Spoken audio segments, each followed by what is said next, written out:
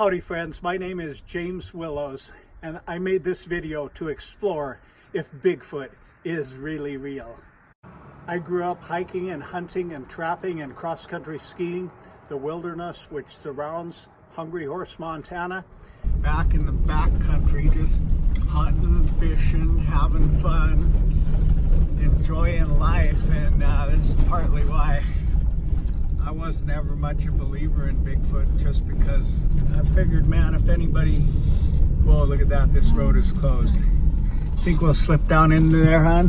No. Yeah, we'll be okay, babe. Watch this. Woo-ha!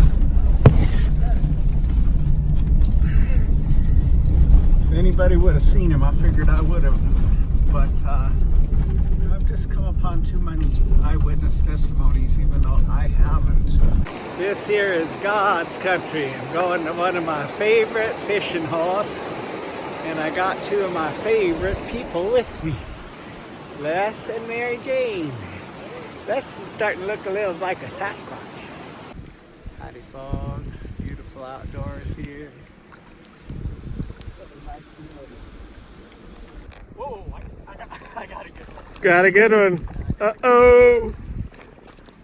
Although we are not an epicenter of Bigfoot sighting, there have been incidents of local people saying they saw him. At a well-known bar up here in Martin City, a couple guys came in off the logging crew and said, "Whoa, we saw Bigfoot up in the avalanche slide."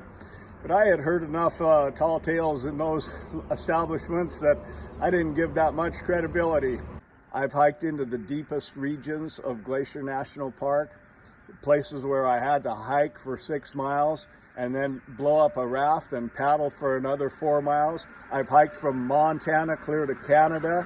I've seen numerous grizzly bear. I've been charged by a grizzly bear up to within 25 feet, and I felt if anybody would have seen a Bigfoot track, it's me. So I didn't believe, because I felt no matter how elusive they are, they have got to leave tracks. But then my hunting partner of several decades said, "James, I do believe, because my wife and I, we were golfing on Meadow Lake Golf Course in Columbia Falls in the early 90s. And she said, 'Whoa, did you see that? It looked like a bear walking on its hind feet across the fairway.' And he said, 'No, I wasn't looking in that direction.' But being an experienced Native American tracker, he went down into the stream area, immediately followed where the animal went, down into the stream bed. And he saw a large human-like impression with the mud still rising from there where the water had settled into the print. And I thought to myself, whoa, if he believes, this is probably true." I did not doubt him. He's a credible Christian man.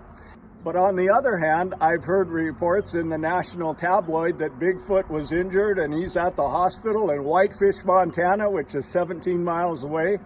And I checked into it and there was sure no Bigfoot at the hospital.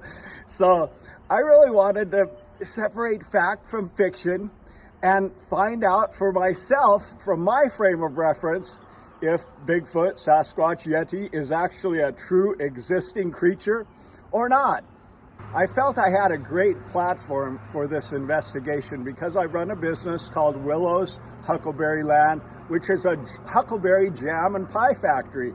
So I have about 180 guys ranging from young men to experienced mountain men in the woods for me all summer long picking huckleberries. Sometimes I'm camping with them, picking myself.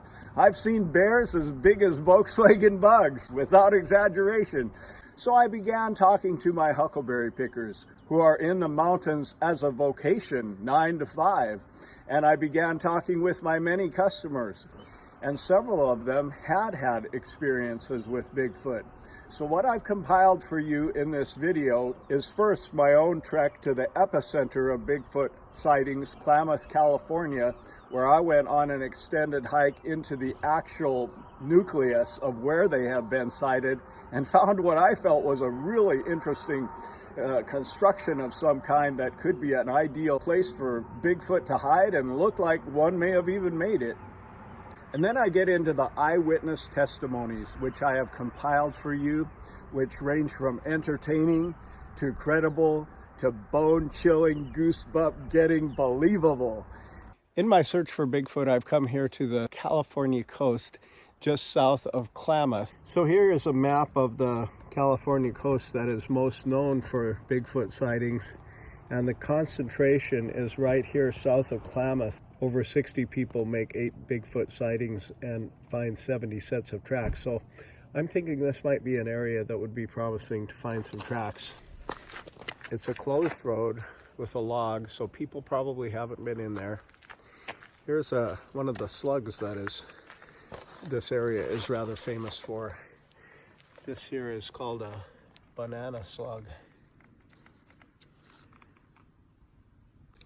Closed road, log over the road, isolated wilderness area. This looks like a good place to do a search.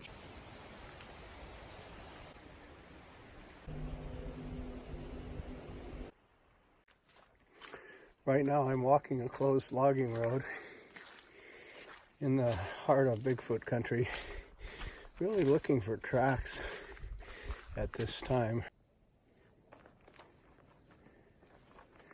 Plenty of spots I could be seeing some tracks. Then again, it's been raining pretty hard. This place is home to some sizable trees. That's about 8 feet across. Another banana slug moving his way stealthily across the street. I heard an unusual noise right up here.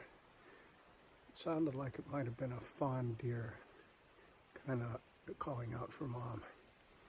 Look at that interesting growth. It looks like about a 17-foot redwood butt that's having trees grown out of it.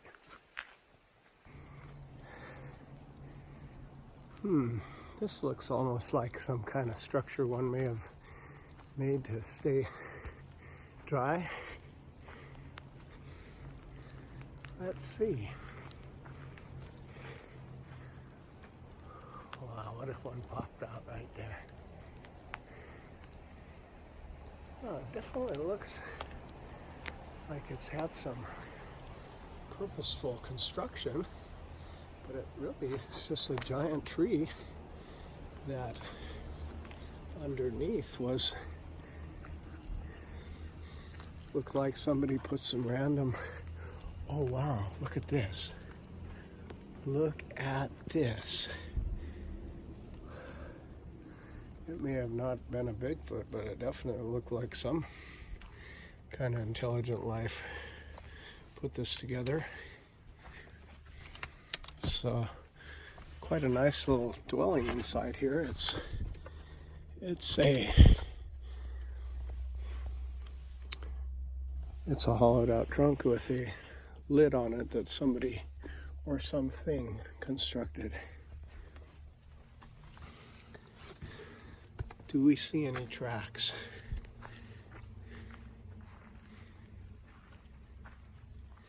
I was formerly not a believer in Bigfoot because I've hunted so much in Montana. Thousands of miles of hunting and hiking, and I never saw any tracks.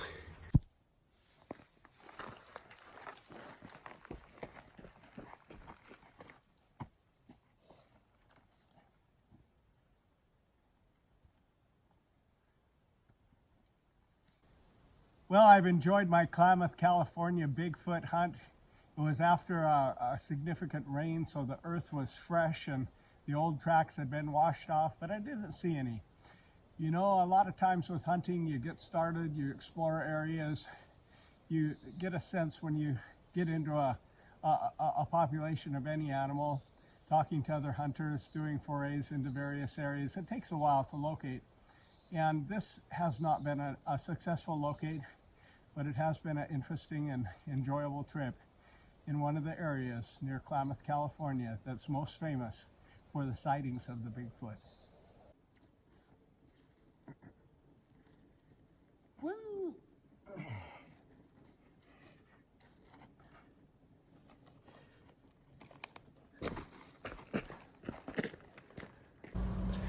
Well, I asked the guy working at the store here in Klamath if he'd ever seen a Bigfoot himself or had any experience. He says, no, but I believe in him. There was one seen out by the bridge here about 20 years ago.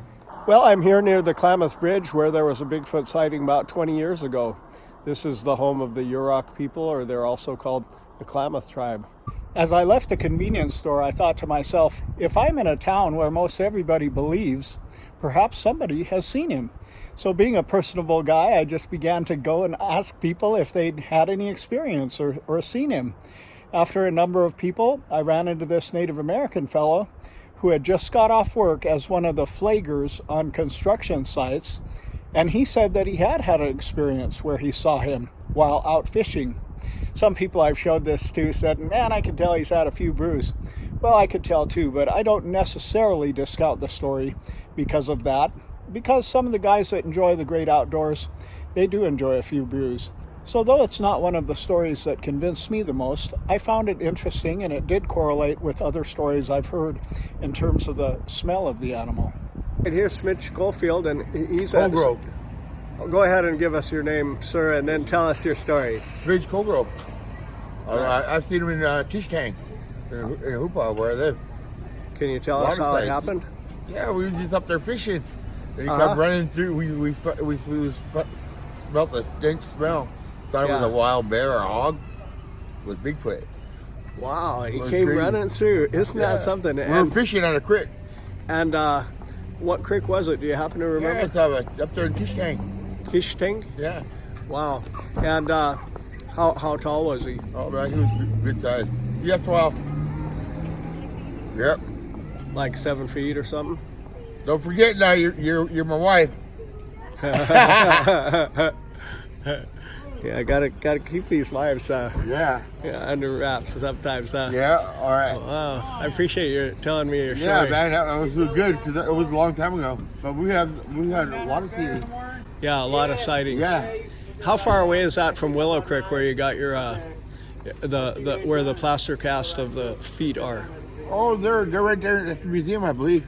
But how tall would you say? Would you just guess the animal was? Oh, geez, man. Good size, about 10 feet at least. About 10 feet? 9, 10 feet? 9, 10 feet, I don't know. He was good size, man. But he was all shiny and hairy. Shiny and hairy? No, shiny like mink. Yeah. Real black and shiny. Like everybody I've talked to that has seen him says the same thing about the stench. Yeah. Just really stinky. Yeah. Like I've been a hunter for years. Like a wild stink boar or bear. Isn't that something? Man, it stinks. Wow. Well, thanks. Yep. Appreciate you sharing your...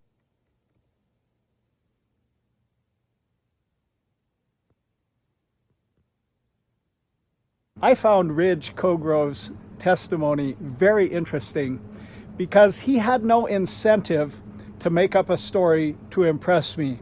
I didn't have some Bigfoot van or Bigfoot hunter t-shirt on.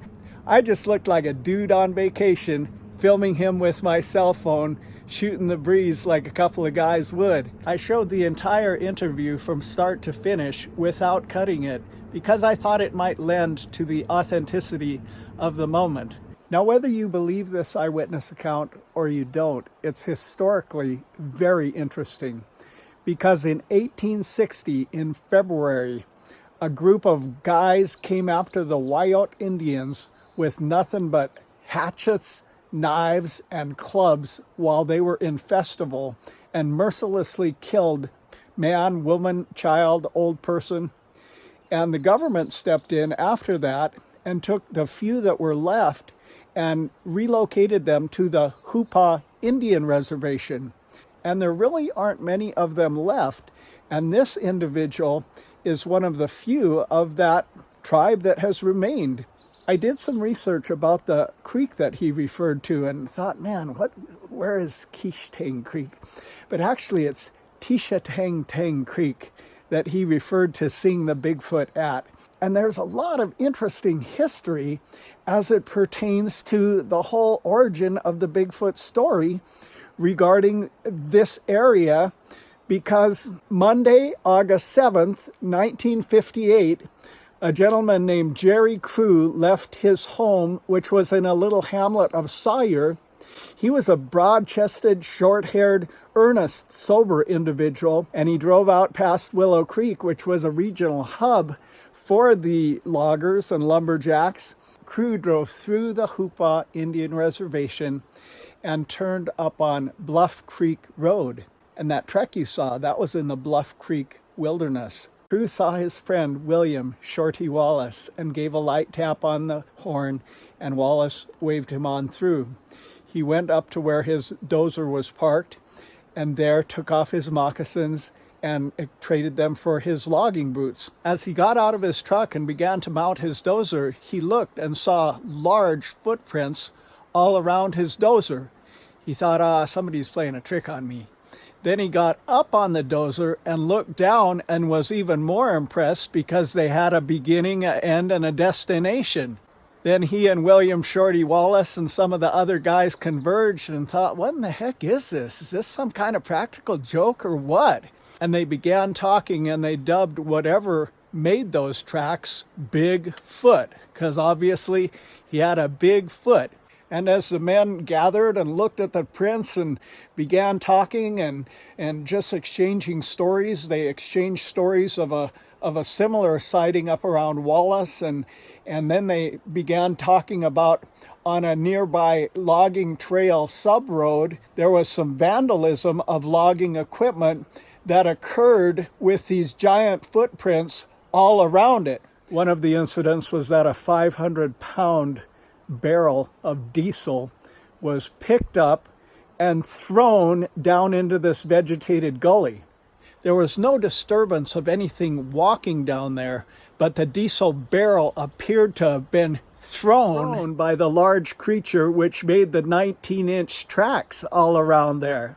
As a very strong football player, my 208-pound son power cleaned 380 pounds. That's the same motion that would have been necessary for the Bigfoot to power clean this diesel tank and heave it into the gully. I think they were protecting their homeland. And the loggers continued to speak of another incident nearby where a 750-pound skidder tire was taken, carried off by the same animal that left the big prints and also chucked down into the gully. Jerry was just too taken back by these huge footprints and got some plaster and made some of the 19-inch casts that are still in the Willow Creek Sasquatch Museum to this day. The Humboldt County paper took an interest to the story and documented and wrote it up with pictures of Jerry and his large footprint. And as they say, the rest is history. A legend was begun called Bigfoot. What's your name again, sir? Charles Tenorio. Charles Tenorio? Tenorio?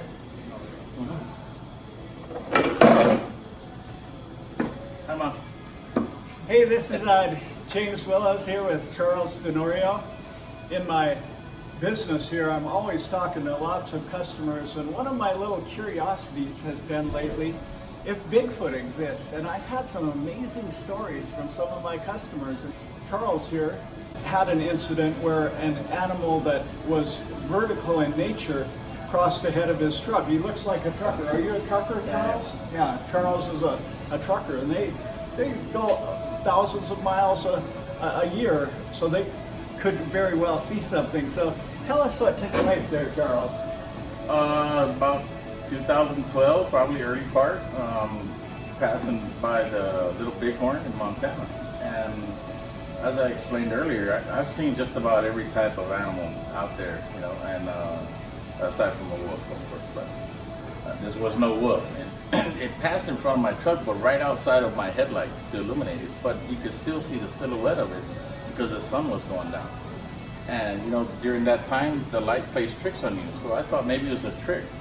But the way this thing ran across, it was on its 2 feet, but it looked like it was uncomfortable running. It didn't look like it was set up for speed or anything like that. It was really weird, but like 3 or 4 strides, and it was gone. And I hit the brakes. Like I said, I thought my eyes were playing tricks on me. But yeah, I got goosebumps right away when I saw that. Wow, isn't that something? Yeah. Like I said, I can't confirm that it was or it wasn't, but I've seen moose, I've seen large elk, I've seen, mule deer, I've seen them all. But one of the gals that told me a story from the reservation in Washington that's famous for Bigfoot sightings, Sasquatch sightings, told me that her sighting, the animal crossed the county road in 2 strides. And did it seem like it took quite a bit of territory per stride? Well, yeah, it was a 2-lane road. Probably about 3, maybe. About 3 strides across the 2-lane road. Could you tell anything about size, how tall it may have been? No, not from a big truck's perspective, because we sit up high. Yeah. But like I said, it wasn't a small animal, and you know, I was even telling my wife, if that was a bear, what was he doing on his hind legs? And the way it was running, like I don't know how to describe how it was. Almost like it was an uncomfortable run, like a large walk if you were to try to step over a puddle or something like that. That's the way it was. Interesting. Really weird. Interesting. Was that a fairly remote area? Well, I would say yes. Down on the side road of Montana. Interesting. I really appreciate your sharing your story with us, Charles, as we're trying to discover if this is an actual reality or it's just a myth. So thank you. You're welcome. Happy birthday to you. Happy birthday to you. This is Vern, my milkman, and we were just chatting over lunch here, and he was sharing a couple of stories of a friend of his that encountered Bigfoot.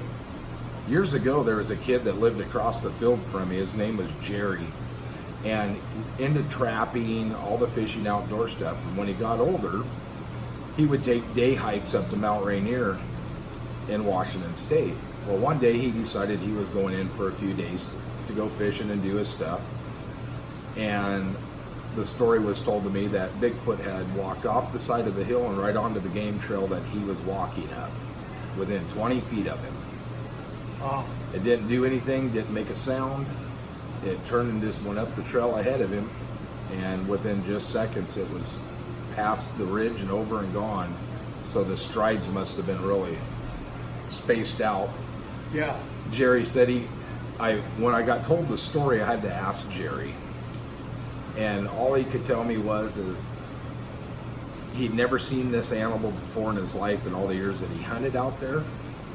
He wasn't going to be 100% definite on that he was going to call it a Bigfoot, but he couldn't tell you what it was, but it was 7 to 8 foot tall and covered in hair.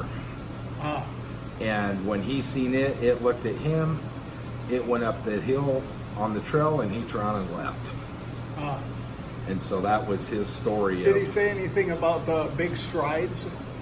He said it wasn't very long before. It didn't take him long to cover 50 yards and up and over. You know, I had an Indian gal here in the store, and she encountered seeing one in Washington, and she said it crossed the road in 2 bounds. Yeah, I would say, if they're that tall. 2 strides. If they're 7 to 8 foot tall, their strides are so far out. I mean, they're probably 5 to 6 foot strides. Yeah. They can cover some ground quickly. I have a friend who's a sergeant with the Sheriff's Department in Washington State. What's his name? His name is Eddie Anderson. And he said when he was younger, him and his uncle was going up hunting. And they were over by Mount Adams, Washington, south of Rainier. And he said, and they came into this rock slide area. He says, and there's a creek running down the middle. He said it was just all big boulders for as far as you could see both sides. He says, and down at the creek was this big black thing. He said, and all of a sudden it stood up. He says, it didn't look like a bear to me. He says, but I was 12. He says, and within just a few seconds, he says, it was gone. He says, I never seen where it went. There was no trees close by, but it was just gone. He says, he goes, I swear it could have been a Bigfoot. He says, I never could really tell, but it did stand up on its back on the legs. And he says, from the distance it was big. Well, that testimony we just heard from the guy in California, he said it was black as well. The one he saw was black and shiny like a mink. Yeah, Ed never said anything about if it's shiny, but at 12 years old, trying to retell the story when you're in your 40s. Yeah. But he goes, I do think they're out there. And Ed's a very hard hunter. He does a lot of cougar hunting with his hounds and bear hunting, and he spends a lot of times in the woods. Go ahead and tell me again about that. Your brother-in-law in jail with the guy. Years ago, in probably about 84, my brother-in-law ended up in jail for drinking and driving. Well, while he was sitting in jail that night, this guy got arrested for poaching elk, and the game wardens had brought him into the sheriff's department to the jailhouse, and he was standing in the jail cell screaming about seeing Bigfoot and that it was going to get him and all this stuff. And the game warden walked up to him, grabbed him by his shirt, slammed him into the bar and said, if you don't shut your blankety blank mouth, you're going to disappear. The guy sat down, never said another word. My brother-in-law was just sitting there dumbfounded that this game warden would tell this to a guy. And he never understood until the next day when he kind of sobered up what was really going on. The guy had to see a Bigfoot. And the game department knew about him and just told him to keep his mouth shut. And what year was this? About 84. And where did this take place? Lewis County, Washington, right next to Mount St. Helens. Interesting. Yep, right. It wasn't very long after it had erupted, so I'm sure it probably moved some of them out of their natural habitat into other areas. Theory, did the government make Bigfoot? You think of all the DNA testing on animals they've done, could they have created this? But then on the other hand, the Indians have been painting these things on rocks for over 1,000 years. So where'd they come from? Are they a creature from outer space that come from a planet that was going to be destroyed and they decided to come to Earth? I mean, there's so many UFO sightings. Maybe they traveled here 2,000 years ago. But on the other hand, God did create all the creatures on this planet. So this could be something that's just eluded everybody. Makes you know think. what I find, Vern, is a lot of the Native American people are the ones who see them. A disproportionate proportion of my interviews have been with Native American people. Yeah, you look at the ones on the Washington and up on Alaskan coastlines who's painted them, who's had them on their wall for the last 600-700 years before white men have ever seen them. One of the gals that told me about seeing one in here said that on her reservation, the Bigfoot will come in and steal babies. I've heard about that. Down in Oregon, there was a show that talked about that. Isn't that something? And different people. There's a really good film where the guy from Oregon has one, and I think it was in 82 or 84, and I think it was on These Woods Are Haunted on the Travel Channel, where he shows an actual complete 100% clear video of Sasquatch within 40 yards of him walking.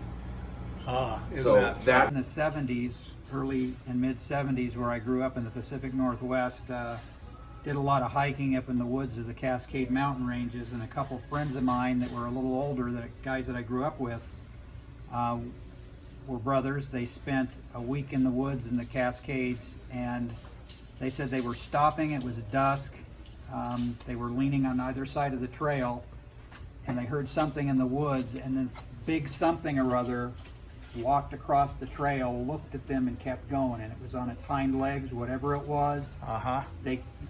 It wasn't like anything they ever saw. They got this really cold, creepy feeling, hairs up on their arms, and they just looked at each other and just sat there for about 40 minutes without moving. And then they got up and moved, and when we thought they were joking when we were kids, just trying to scare us. But a few years ago I was home and I asked about the story, and he kind of got this weird look on his face and said, yeah, it happened, don't know what it was, but you can take it for what it's worth. Did he give any idea about how big it was? Taller.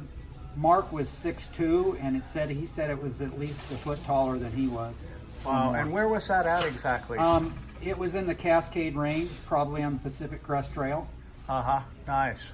Well, we appreciate you sharing your story. Anytime. So in all of my searching, I've never seen him yet for myself, but my original skepticism was based on never seeing a track. And then I was cross-country skiing with my son up on Big Mountain in Whitefish. It was snowing heavily, and there was about 5 inches of fresh snow on it, but we saw what was a track about that long that was 7 feet apart from each other.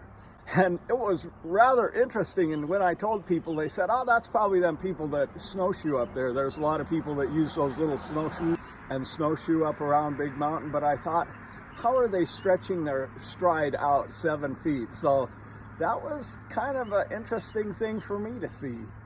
Howdy folks, we're just kind of shooting the breeze with some of the guys that did my parking lot, and here we're talking with Chris Frito, and Chris had a crazy girlfriend that said she saw Bigfoot. Now, we've all had crazy girlfriends that said they saw different stuff, but we're going to hear the true version from Chris Frito. Yeah, I had this crazy girlfriend one time. I'm not going to mention no names. That's probably why. But they used to live down on the Flathead River down there, and they had this old barn that she claimed that she'd seen Bigfoot and one of its babies that used to enter and exit the barn frequently. Frequently? Frequently. Wow, did she give any idea of the size of how big he was? No, she didn't give no size, but she'd always wander off and be crazy girlfriend. And she had tracks down by the river. She used to go down the river all the time, and I didn't know if it was like real or an obsession, but she claimed she's seen it. And she also claimed that she'd seen the tracks down there. Oh yeah, yeah. Well, I was telling the guys here that when we were canoeing as young people, there was a very unexpected, strange explosion, like a huge rock being dropped into the water when we were camping on some of those islands there. And I don't know, it was a little bit creepy, but we never did figure out what it was. I'm not saying it's a Bigfoot. Well, great, thanks. And is your name spelled like the chip? That's W-E-T-O. Frito. Frito. Frito. Well, he's a heck of a good hand there. You got this, Chris. He could really run that stuff on there. He's a good sealer. He's a good sealer. So you never Jim know. makes a good burger. You're a Huckland burger. Nice. Thanks, Chris. And when Chris told the story of his crazy girlfriend seeing one going in and out of their barn in the lower Flathead region, it brought to mind the creepy story I mentioned on the video, and I'll tell you the specifics of that. So my best friend Jay and I were canoeing from West Glacier to Big Fork. The first night we stopped at Blankenship. The second night we stopped upriver from Kalispell. But then after eating, we wanted to go a little further, so we went downriver from Kalispell. And as it was getting dark, we pulled into the spookiest island. It was just a kind of a spooky place because it had really big cottonwood trees. And there was a foggy mist surrounding it.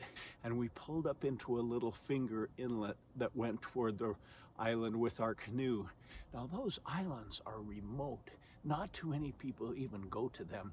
We beached the canoe and set up our sleeping bags without making a fire because it was already pretty late. I lay there in my sleeping bag for probably 50 minutes. Something was giving me the heebie-jeebies because I just felt like I was being watched. And finally I said to Jay, are you sleeping? He said, no, something's giving me the creeps about this place. And then as we were still laying there, kind of having the creeps already, then there was a huge curse flash in the finger inlet next to us. And I thought, whoa, what in the world was that? Now, Jay and I, we were some pretty tough young guys. I was probably 13, 14 at the time. Jay was 2 years older. He was a good wrestler. I was a boxer. We'd both done some street fighting together. This was before my conversion to Christ. One time we were at the South Fork Inn in Martin City, and a crazy Indian named McCurdy came screaming out of the bar with a 2.5-foot pipe. He was coming after us, and Jay just waded right in, grabbed him, and we took away the pipe, and we were all right. But he was a fearless guy. And yet, when I heard the splash, I said to him, Jay, did you hear that? He said, I sure did. What was that anyway? I've never heard a sound like that in my life. It was much bigger than a beaver tail splashing. I said, should we leave? And he said, no, we don't want to be on the river in the dark. So we just laid there, a little bit freaked, unable to sleep. And after about an hour, another kersplash. No rustling, no other sounds, just a kersplash. Because I never took the idea of Sasquatch seriously at all, I totally ruled that out. But the next day we looked around the mud in the Finger Inlet, but we didn't see any sign of tracks, of beaver tracks, of really anything. And to this day, I'm really mystified at what that could have been. But could it have been that in that same region that this woman was seeing tracks was the Bigfoot, and that they just chucked a giant boulder into the stream to scare us off from their place? It could have been, because a lot of times what I'm finding with this research is that where there has been a supposed sighting, there's other freaky things that are going on around that area. And told him that my hunting buddy's wife had seen one going across Meadow Lake Golf Course in the early 90s. Because he said, you know, other people have told me they've seen something out by the old aluminum plant. And then that time that I was up on Big Mountain and saw the tracks that were 6.5 feet apart and big like a small snowshoe, that's in that same region. So it makes me believe that in certain regions where there's been a lot of sightings, tracks, different things like this, that there's probably a certain amount of true stories and probably a certain amount of false stories, but there may be something to it. So here I am speaking with another customer that was not a believer in Bigfoot, but was up looking for bear in Glacier Park, and she saw something on 2 feet run across the clearing. So we're going to hear from Alexandra Meza. So I was out looking for bear at Glacier National Park, and the road currently is closed about 12 miles in. I'm going to the Sun Road, and as we were pulled over on the side across Lake McDonald, there's a mountain, and I was looking out into the mountains where there's trees and everything. There's a clearing somewhere in the trees, and I saw something run across. I probably saw it for maybe 1 or 2 seconds, probably 3-4 steps at most, and it was running on 2 legs. It wasn't like a bear. I thought it was a bear because of the color. Yeah. It had like brown fur all over.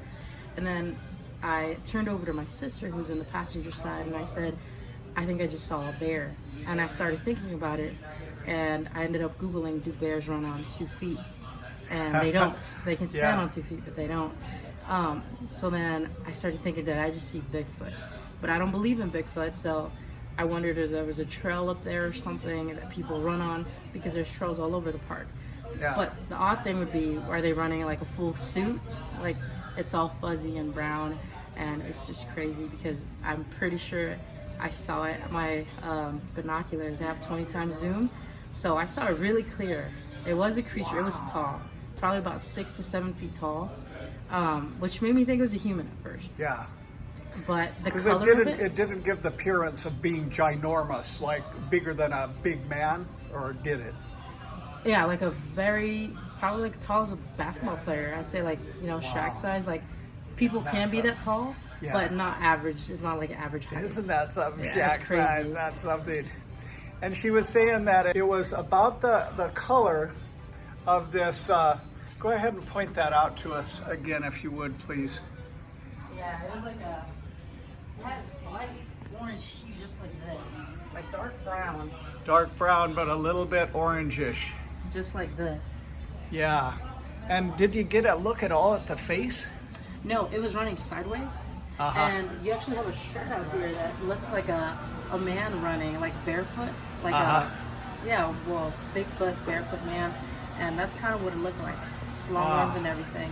And I really thought it was a bear, because that's our goal. We've been going to like 3 national parks trying to find bears. Isn't that something? Yeah, but I doubt that it was, and I really think it was, you know, Bigfoot. That is really something. Did anybody else see any glimpse of it? No, everyone was pointed at different places trying to see if we could spot a bear. It was there maybe 3 seconds. It disappeared behind some trees. It was like running? It was running. Did it look like it was running with a nice gait, a nice even gait, or was it like awkward running? It was awkward running, because it was kind of almost hunched over a bit.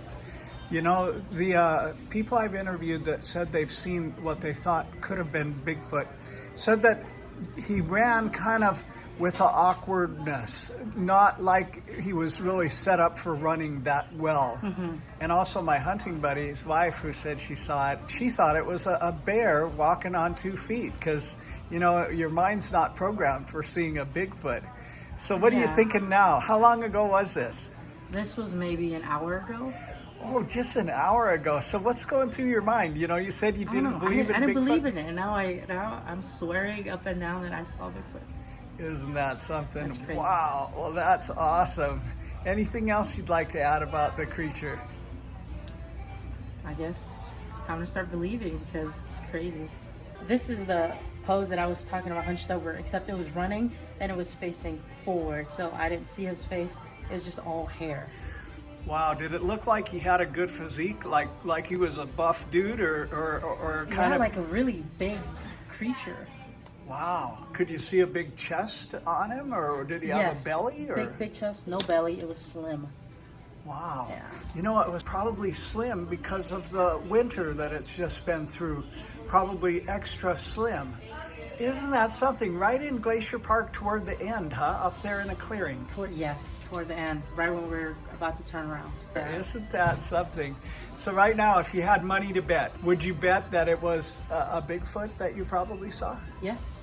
Isn't that I think something? so. I really do think so. That is amazing. It is. And you seem like a really credible person. You know, you seem like a level-headed person. What do you do for a living? I am actually an insurance adjuster. Yeah. So whenever there's big losses and stuff, I go out and look at homes that have been damaged and stuff like that. Wow, you seem like a real credible, sober person. This is really amazing to me. I'm sober, yeah. Wow. Are you looking through your binoculars or just with the naked eye? No, binoculars. Some pretty good ones, or? Yes. Actually, if you wait a second, I can go get them. So I actually saw with these binoculars, just got them recently. Yeah. They were almost about $100. It is 20 times zoom with 50 times magnification. Yeah. So you really can see clearly up that mountain and everything. And so you can see it pretty clearly, huh? And we were pulled over, we were stopped, so it's not like it was blurred or anything. I know what I saw. I saw it super clear, and it was definitely there. Probably 3 seconds, but it was there. And that sister Hira was in the same car, and what did she do when she thought she saw the Bigfoot? I didn't believe her at first. I was like, you're lying. And then she's like, I swear to God, there's something up there. So I started looking myself for it, and I actually thought that it was up there, but I couldn't see anything. Up there, but I couldn't see anything, so I gave up. I was like, Yeah, she didn't see it at all. Oh, you didn't see it at all, but Yeah, but so- what was she doing? Was she like So- freaking out at all, or? so stare at that mountain for like a good 5 minutes. Yeah, because she was pretty sure. Yeah, she's Yeah. like, I know there's something over I stayed there. up there, yeah, probably a little bit longer, because I swore I saw something. I turned to her, I was like, I think I just saw Bigfoot. And Either she that or didn't it's really a thing. believe you. No, But she you didn't said believe you me. swear on your niece or something? Yeah, and then I said, Mom was religious, so I said, I swear on my niece's life that Yeah. I saw Bigfoot. And Mom was like, don't swear on them. That's fine, we'll believe you. Don't swear on that. That's how sure I was. Wow. So what do you think now? Do you think that she really saw Bigfoot? Knowing her? Is she an now honest that- person? Yes, I think so. Wow. So my sister was telling me that she does believe in Bigfoot because there's this Bible story about Cain and Abel, and it's two brothers where one brother killed the other brother out of greed or something like that. And she was telling me that God condemned, was it Cain? Cain. Cain. God Yeah. condemned Cain for the rest of eternity or something like that. Until his second. Until God's second second return. Yeah. To roam the earth, like And basically nobody with- can hunt him or harm him. Yeah, at all. basically he Yeah. can't die. He's just roaming the earth. She was telling me about that. I was like, that's Cain. She was like, that's that. Personally, what I think this is a reclusive animal that there's not many of them. Maybe there's 2,000 to 4,000 of them in the United States, and they're the world's champion hide and seek. Well, this is just really amazing to me also, because I didn't believe in Bigfoot at all, because I've gone so many miles hiking in Montana, and I figured if anybody would have seen a track, it's me. But then I began talking to customers like you, and I had several of them that said that they've seen Bigfoot for sure. One of them, the most convincing, it was wild. This gal, I believe her name was Mary, from Washington, from a lake over there that's well known for sightings of Bigfoot. And she and her grandma and a couple others were in a minivan just kind of parked by the lake there, and they saw the Bigfoot come out from the lake and cross the county road in only 2 steps and go up I said, wow, was it big? And she said, you better believe it was big to cross the county road in 2 strides. And then her grandmother called just after she told me, and she said, wow, I just told this store owner here about when we saw the Sasquatch. And she said, right when she said that, her mother got chills up and down her whole body because it was terrifying. He was a big and a terrifying creature.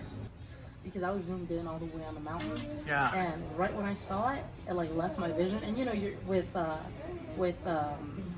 with binoculars, you only have a certain amount of vision before you gotta move. Yeah. So it left my vision. I took it off. I tried to see with my bare eyes, but I couldn't see anything. I went back up there, it had disappeared, just like that. Wow. Timeline of where we drove. Here's as far up as you can go on Lake McDonald, and you can see where we actually ended up turning around. Yes.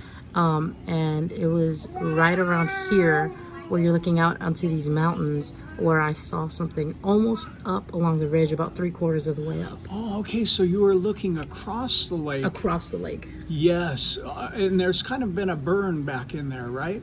Yes, some of the trees were bare, yeah. Yeah, and it was up on that ridge there. Up on this ridge somewhere right here, yes. Wow, isn't that something?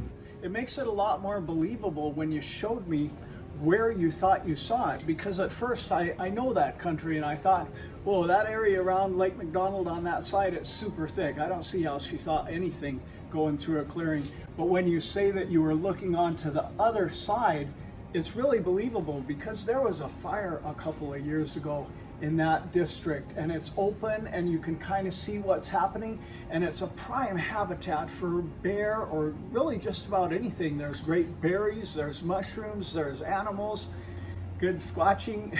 So you guys are from Houston, and you guys have been looking for bear in several national parks? Yes. So we couldn't see any at the Rocky Mountains. Then we drove all the way to Yellowstone. Then we came over here because this was like our last resource to see moose and bear. So Yeah. hopefully we're going to Washington tomorrow. And that's what you were doing when she saw the Bigfoot, is looking for bear. You've been Correct. kind of parking and looking in places where you were hoping to see bear? Yes, we almost drove all the way to Canada. Wow, isn't that something? Well, thanks so much for sharing your story. We appreciate that.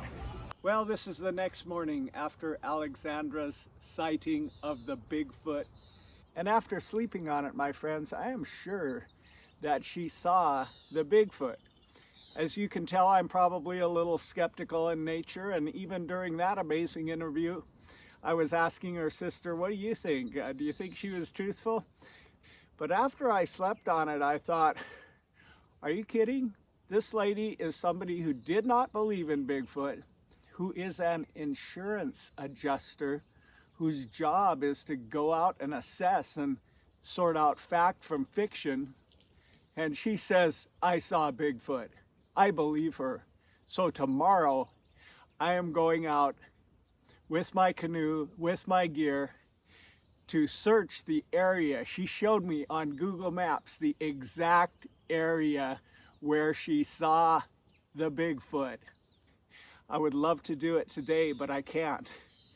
Today I have my, wow, look at that, the breast's coming out. Today I have my business to run. I don't have enough help today. So I'll be going tomorrow when I have an extra employee coming into Huckland. As it is, I am up at 6 a.m. getting ready to make another 100 huckleberry pies.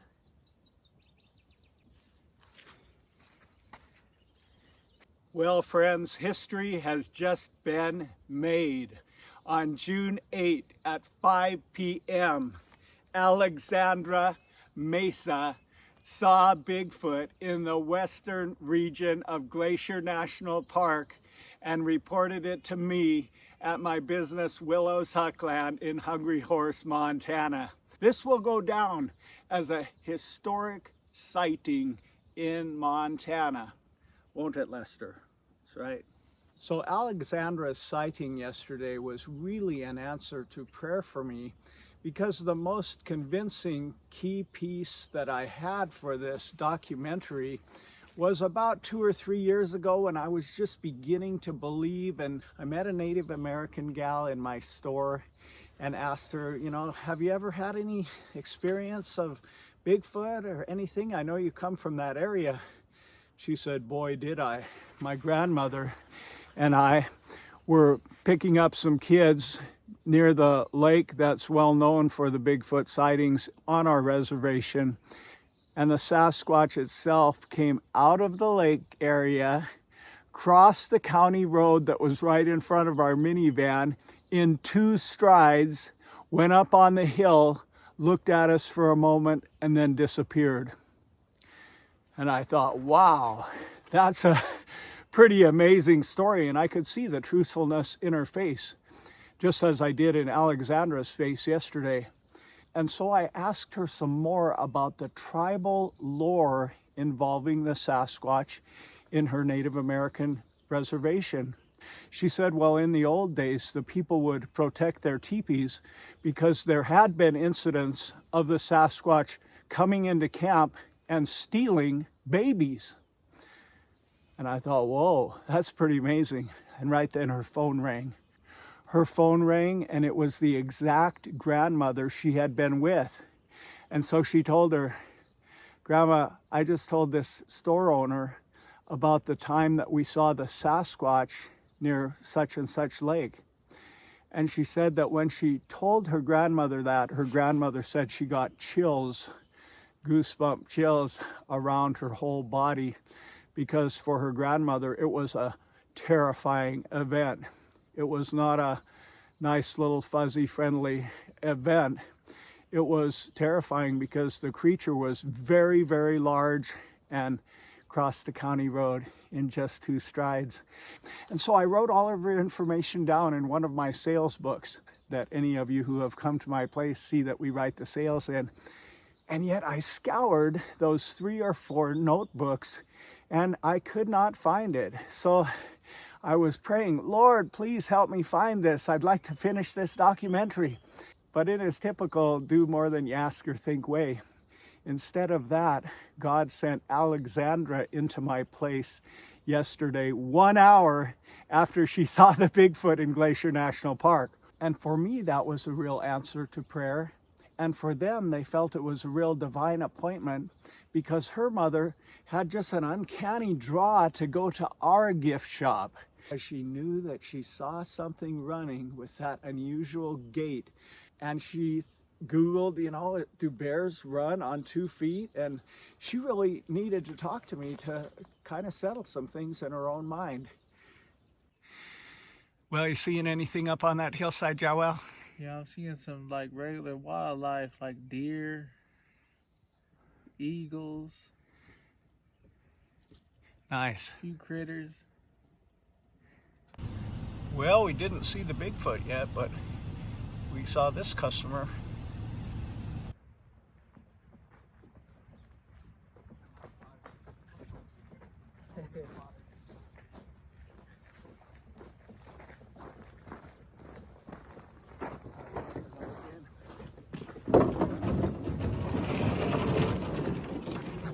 Well, we're heading out to check where she saw the animal at. That way, right? Yeah. Well, Jawell, one of the reasons I really feel this woman's story is credible is because this park was closed for at least 4 months because of the virus. Yeah. And the day she saw the Bigfoot was the first day that it opened. So what a perfect refuge for an animal that usually has to be very secretive and in hiding than a closed national park. But she caught him by surprise the first day that it opened. And it was a very rainy day.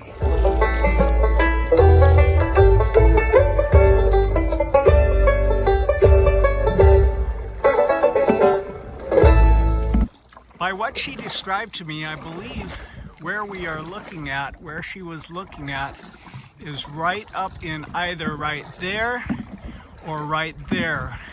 So that's where we're headed. These lush slopes are really rich with wildlife and vegetation. It seems to me a perfect spot. Yeah. Well, this is sure some beautiful country, isn't it? Yeah. Why don't we stop here for a minute and I'll scope it out with the binocs and you take that spotting scope and see what you can see. There's some white things up there. It may be the mountain goat. There's a whitetail straight forward right there. Nice. Can you tell if it's a buck or a doe? I just see its back part. Sweet. Got good eyes. We got us a frog right here.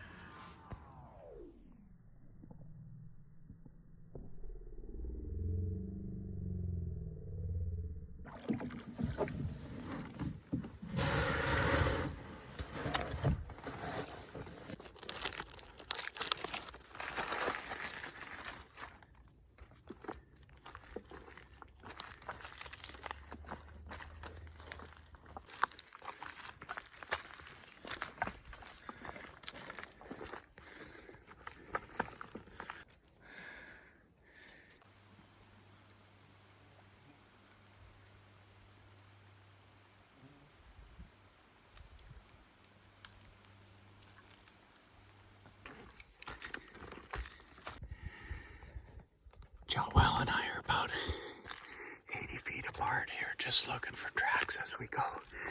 We are seeing various animal tracks. We're just looking for, you know what kind of tracks. There's a beautiful natural totem pole. Marks the spot. Not really.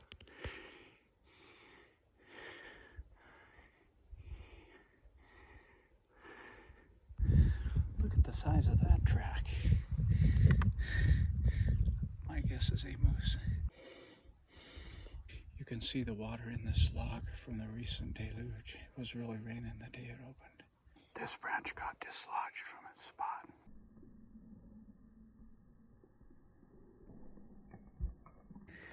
These fern are good eating. The Koreans call it gosari. Wild raspberry.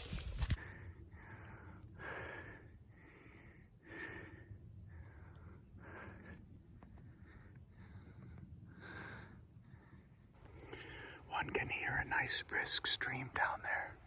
That's always a plus when considering animal habitat. We're gonna have to stay a little closer together up on top because it's prime grizz country.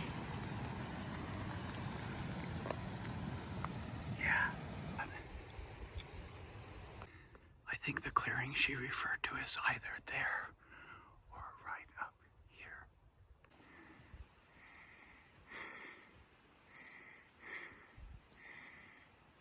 Beautiful eagle looking over something. Well, Jawell, what's your summary after looking over all this country? Well, this is a mighty nice country. It's got fresh water rolling down the mountains. It's clear. The fire burnt everything clear where we could see right through the thicket. Yeah. Yeah. What kind of tracks did you see, do you think? I seen elk or deer, and I did see bear tracks because they were Really? wide. They were, you know, Nice. pretty much that's what I saw. Nice. Well, Jawell and I hiked clear up to the top here, where I believe Alexandra pointed out that the animal was at, in this clearing here. And I didn't see any tracks. We were doing like we do when we hunt, get 80 feet, 100 feet apart and look for tracks. I saw plenty of moose tracks, I saw elk tracks, I saw deer tracks. This is a mean bear track right here. It's a wide one. That is a wide one. Look at that, and then it continues on. Wow, that disturbed some ground there. Look at that. That is a large track. Where does it go from there, Jawell? We came up this way. It's almost like it turned back uphill or something. That is a sizable disturbance of soil right there, I'm telling you, and we didn't make it.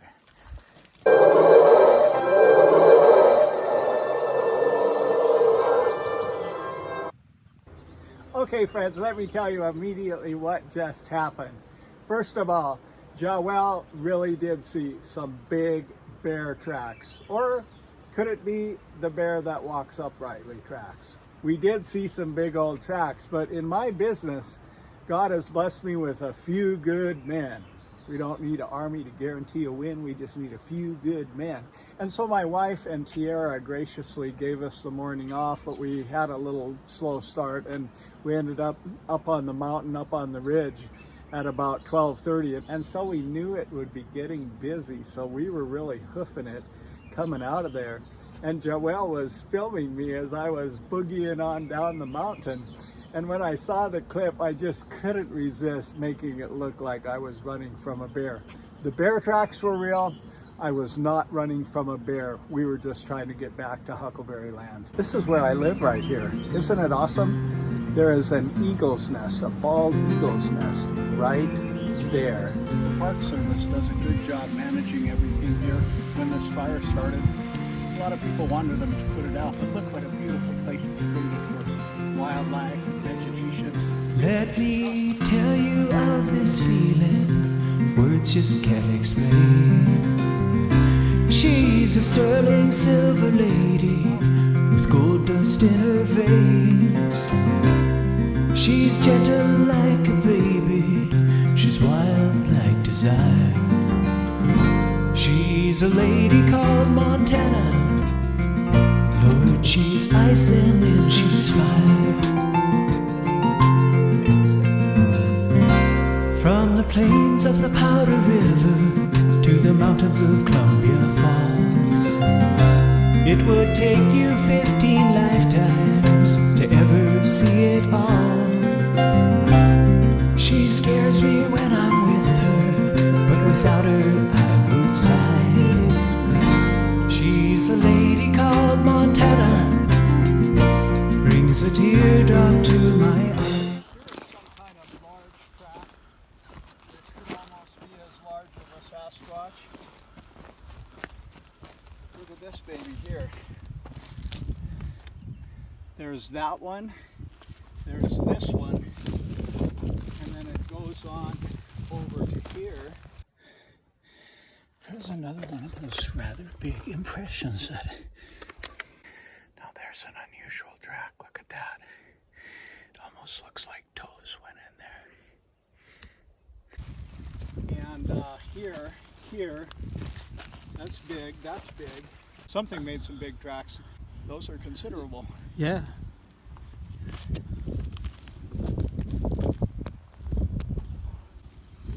Probably good enough, we gotta keep going, but yeah, that was Keep on interesting. rolling. Those are some big tracks, aren't they? Yeah. Big tracks. Here's an unusual stone with a hole in it. Look at that. There's another impressive track.